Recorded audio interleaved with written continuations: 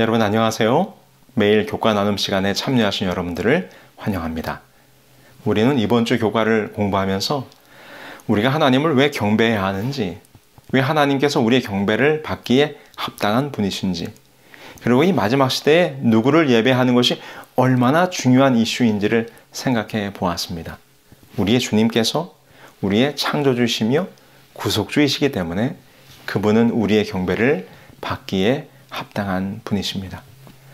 그렇다면 이번 교과를 마무리하면서 여러분들에게 이런 질문을 드려봅니다. 여러분들의 예배는 어떠십니까? 예배를 드리는 여러 형태의 교인들이 있다고 합니다.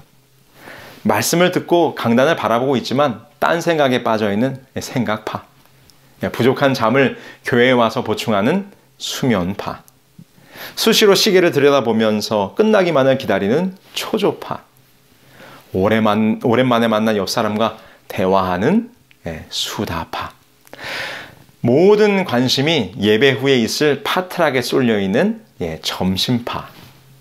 재미죠?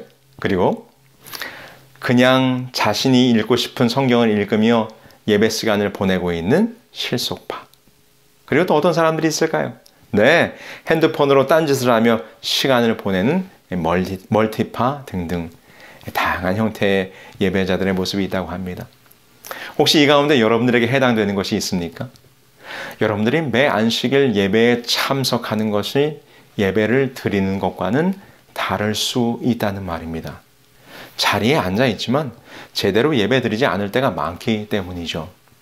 예배의 은혜를 경험하지 못하고 그냥 집으로 돌아갈 때가 많습니다.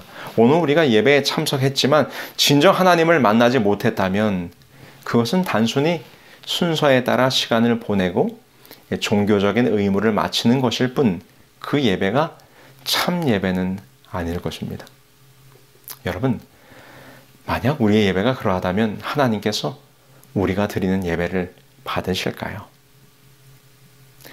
요한복음 4장에 보면 사마리아 여인과 예수님과의 대화가 기록되어 있습니다. 야곱의 우물가에 나온 그 여인은 예수님에게 어디에서 예배를 드려야 됩니까? 라는 질문을 합니다. 그런데 예수님께서는 이 참 예배에 대하여 설명하시면서 이렇게 말씀하셨어요. 너희는 알지 못하는 것을 예배하고 우리는 아는 것을 예배하노니.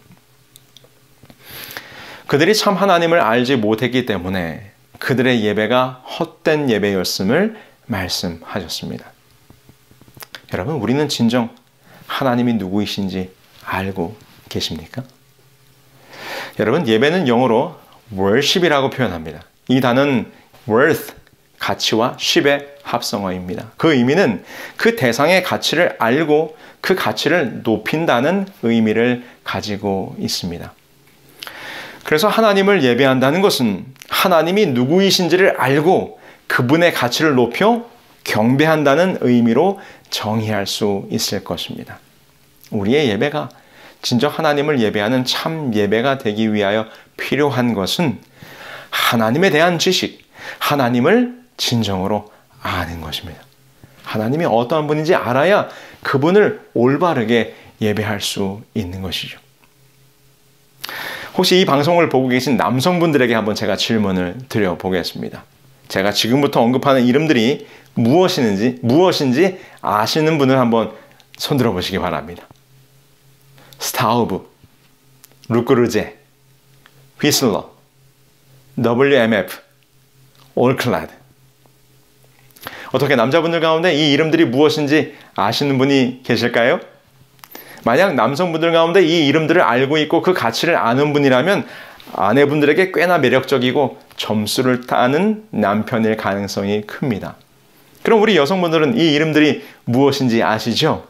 네, 여성분들은 다 압니다. 그리고 살 수만 있으면 이 명품 브랜드의 냄비 세트들을 갖고 싶어 하실 것입니다. 네, 이 이름들은 유명한 명품 주방도구 브랜드들입니다. 제가 이 명품 브랜드 냄비에 대한 칼럼을 읽은 적이 있는데요. 그 필자가 그 칼럼의 제목을 이렇게 붙였더라고요.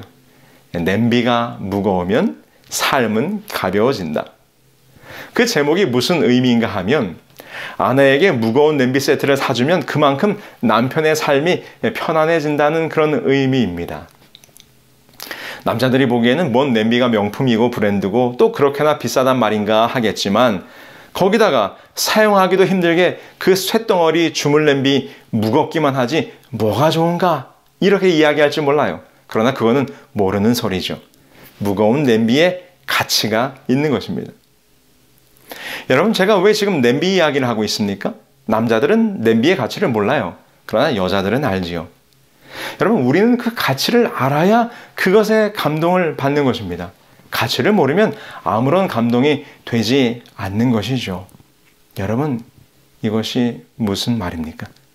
이것은 바로 하나님을 모르면서 그분의 가치를 모르면서 그분을 예배한다는 것은 말이 되지 않는다는 것입니다. 하나님을 모르는데 어떻게 그분을 예배할 수 있겠습니까? 하나님의 가치를 모르는데 어떻게 그 가치를 월십할 수 있겠습니까? 어떻게 그분의 가치를 높이는 일을 하며 어떻게 예배를 통하여 감동을 받을 수 있겠습니까? 그럴 수 없습니다. 하나님을 알므로 그분이 얼마나 놀라운 분이신지를 알 때 우리는 자연스럽게 그분 앞에 엎드려 그분을 예배하게 되는 것이지요. 왜 창조주 하나님을 경배해야 합니까? 하나님을 예배하는 것이 그만큼 가치 있는 일이기 때문입니다. 오늘 우리가 일주일에 하루 안식일을 구별하여 세상의 모든 일을 멈추고 안식일을 거룩히 성수하는 이유는 무엇입니까? 우리가 예배하는 하나님이 이 세상의 그 어떤 가치와도 비교할 수 없는 놀라운 분이기 때문입니다. 그래서 우리는 하나님을 예배하는 것입니다. 우리 가운데 안식일 예배 시간이 무기력하고 감동이 없으며 아무런 감흥과 마음의 변화를 경험하지 못하고 있으신 분이 있다면 그것은 오늘 우리의 예배 순서가 부족하기 때문이 아닙니다. 찬양대의 연습이 부족하기 때문이 아닙니다. 드려지는 기도와 찬미와 선포되는 말씀이 부실해서가 아닙니다. 오늘 우리들이 우리의 예배를 받기에 합당하신 하나님 아버지가 누구이신지를 지난 한 주간 경험하지 못했기 때문입니다. 우리의 마음속에 하나님 아버지가 어떠한 분이신지에 대한 가치가 와 닿고 있지 않기 때문일 것입니다. 영감의 글에 이렇게 기록합니다. 사람들이 예배하는 집에 들어올 때 주님께 대한 진정한 존경심을 가지고 그들이 그분의 임재를 마음속에 생각한다면 침묵 속에 귀중한 웅변이 있게 될 것이다. 말씀은 합당한 무게를 갖게 되고 올바르게 마음을 감동시키게 될 것이다.